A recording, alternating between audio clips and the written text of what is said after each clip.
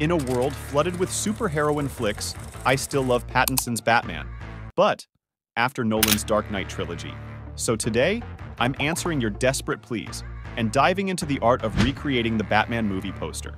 Grab your mobile phones, fire up Pixellab and Lightroom, and let's get started.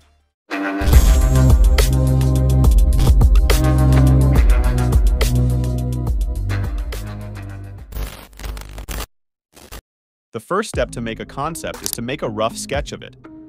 And to be honest, I don't even have one for myself. No, I mean I have it, but in my mind, everyone will agree that Matt Reeves' Batman movie does not go too much towards action like other superhero movie does. So I myself will visualize it as a thriller film. For this poster, I will try to keep it minimal here, which is mainly the habit of a thriller movie poster. In this poster, we're having a dark red background, which will include Riddler and Batman. It's obvious he is the man in charge today. There is going to be two layers. Layer 1 focuses on Batman and Riddler and their logos, which is must for a poster design. Layer 2 is for the quotes and other text elements. We're keeping it mysterious and sleek, just like the theme of the Batman movie. So now we have the sketch and everything, and now we can start.